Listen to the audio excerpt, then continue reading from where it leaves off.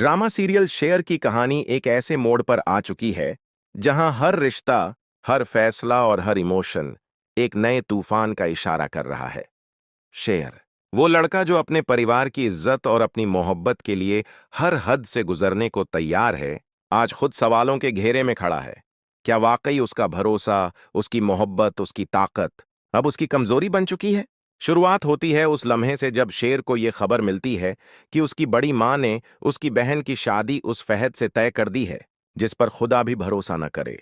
गुस्से से लाल होकर शेर चीख पड़ता है, आपको भले ही मैं अपना बेटा ना लगूं, लेकिन ये दोनों लड़कियां मेरी सगी बहनें हैं और मैं इनकी हिफाजत करना अपना फर्ज समझता हूं।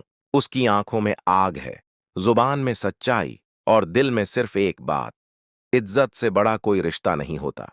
लेकिन दूसरी तरफ फहद की नीयत साफ हो चुकी है। उसकी गंदी नजरें शेर की छोटी बहन पर हैं। जो दिन शेर को यह बात पता चलेगी, वो दिन फहद की जिंदगी का सबसे भयानक दिन होगा। जिसने मेरी बहनों की तरफ बुरी नजर उठाई, मैं उसका नामो निशान मिटा दूंगा। शेर की आवाज अब चेतावनी बन चुकी है। घर का माहौल एक जंग के मैदान में तब्दील हो चुका है। हर कोई अपनी जिद और सोच को लेकर आमने सामने है। तभी कहानी एक और इमोशनल मोड़ लेती है। शेर का बाप एक बाप की हैसियत से अपने बेटे की मोहब्बत को कबूल करता है। वह खुद रिदा के घर रिश्ता लेकर पहुंचता है। यह मेरे बेटे की आखिरी ख्वाहिश है, उसकी सच्ची मोहब्बत। मेरी झुकी हुई नजरों में उसकी खुशी छुपी है। रिदा का बाप ठंडी आवाज में कहता है, हम सैयद हैं, बाहर शादी नहीं करते। मगर शेर का बाप हाथ जोड़कर गिड़गिड़ाता है, उसकी मुस्कान मेरी जिंदगी है। खुदा की कसम, जो आप कहेंगे मैं कर दूंगा, बस ये रिश्ता मंजूर कर लीजिए। शेर ये सब देखता है और उसकी आंखें नम हो जाती हैं।